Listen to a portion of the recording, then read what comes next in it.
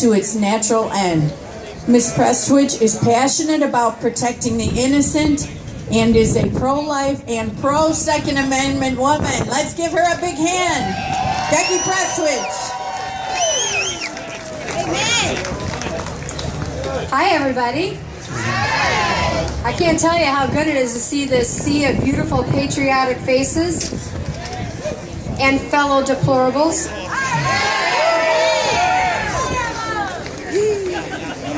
I'm sorry to keep you guys here so long. I see we've lost a few people to the cold. I get that. I'm freezing my butt off right now.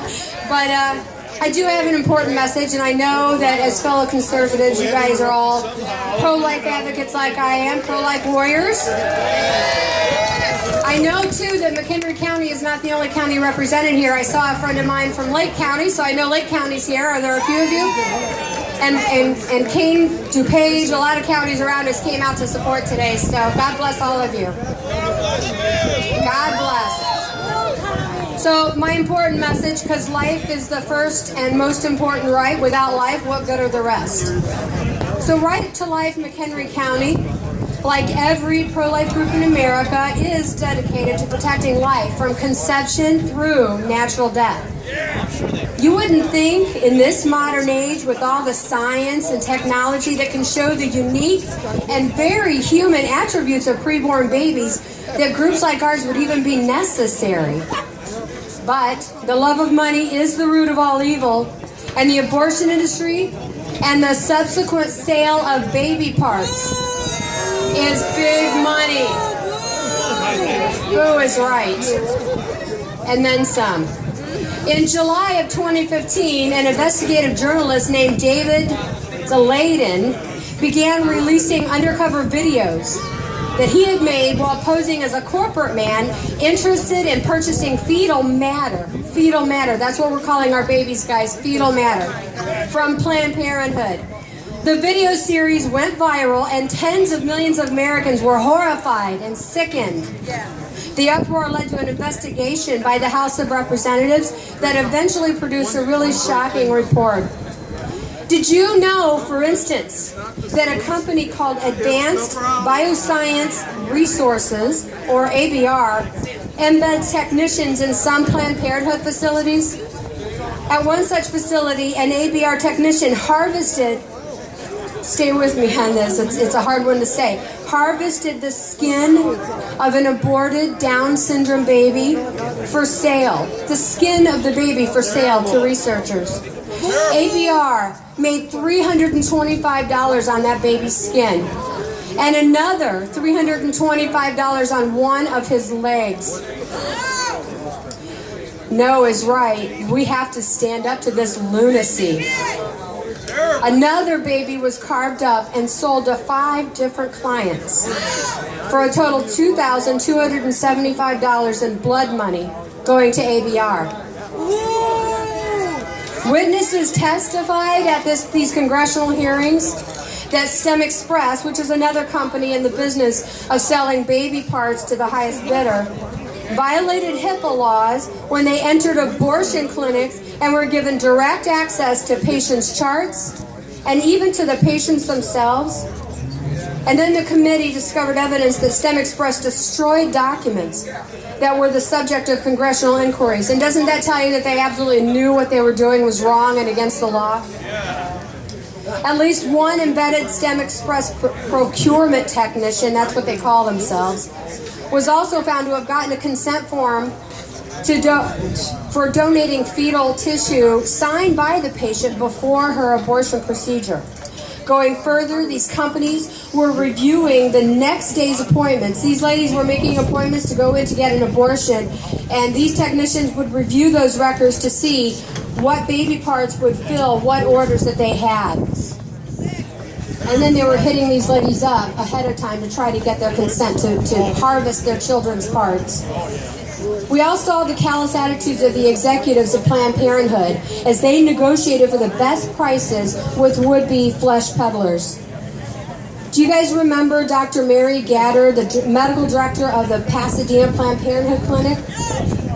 She sold her soul for the dream of buying a Lamborghini. That's the value of our babies' bodies. so you can purchase a Lamborghini. Does this make you angry? We've all been angry for a long time, and the progressive agenda has been gaining ground for several decades. Since the sexual revolution, young people especially have been convinced that human babies in the womb are nothing but a blob of cells, and that destroying them is not immoral, but a matter of choice for women. What choice does that baby have? They're not fighting for choice for the baby. Can he choose to live? Not if mom says otherwise. They have dehumanized the least of us, the most vulnerable who have no voice to protest. More than 1 million abortions are performed every year. More than 300,000 of those are performed by Planned Parenthood. That's about 1/3 of the national total. But they're not doing abortions because they make money on that procedure. A great deal of their money comes from the subsequent sale of baby parts. And of course, 40% of their annual budget is paid by you and me. We pay our taxes to Planned Parenthood to support things that we don't support. And do we have a choice? They've given us no choice. Sadly, we've heard many stories from many women who have had abortions. We know the heartbreak it causes. We know the deception that is practiced to make these women believe that they are only ridding themselves of an inconsequential blob of cells. We know they are told the fetus is not fully developed when the opposite is true. We know that showing an expectant mother ultrasound images or hearing the heartbeat of her unborn child very often has the effect of changing her mind about getting an abortion. And we know how hard pro-choice advocates fight against this very simple thing.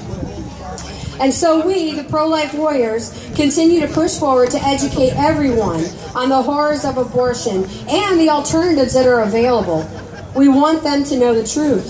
We want them to understand that many, many women who have had abortions suffer from depression and feelings of guilt for the rest of their lives. But there is forgiveness, there is redemption. And we want them to choose life.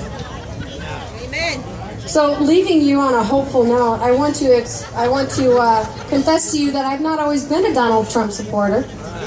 Initially, I was for someone else. However, like probably many of you, Donald Trump was speaking in plain speech. He wasn't speaking in political mumbo-jumbo. He was speaking to the average American person on things that they understood. He was making promises, and prior to the election, we had no way of knowing if he would keep those promises, but we were hopeful. And then he got elected. Amen. And he hit the ground running. And he went into office and he started passing laws and executive orders and doing what he said he would do immediately. Amen. Have you ever seen a politician go into any office and immediately go to work like that? Hardest working man in America. I'm not sure he actually sleeps. He tweets all hours of the night. So one of the first things he did in January when he first hit the office was he banned tax dollars being spent or given to any international organization that supports abortion. That was huge. It was huge for us. And we appreciate it immensely. He's also vowed to defund Planned Parenthood. And folks, we must defund Planned Parenthood. And we must continue to fight the scourge of abortion until it is no more. So we have reason to be hopeful. I, for one, have not felt this hopeful about the direction of things in this country for a long, long time. But I can see the light at the end of the tunnel. I am optimistic about the progress we can make for life and liberty. And I thank God for these blessings. Thank you all so much for coming out to support the spirit of America, for braving the cold, for being fighting patriots. We ask you to join us at McHenry Rights Alive. Join us on Facebook. Be prepared. You're out here. You're out here in the cold. You're braving the elements to support this rally. And so we know we can count on you to write to your congressmen, write to your state senators, make the contacts, help us out with the pro-life movement. We must defund Planned Parenthood, and we must end abortion. So thank you. May God bless us all in our efforts to defend life.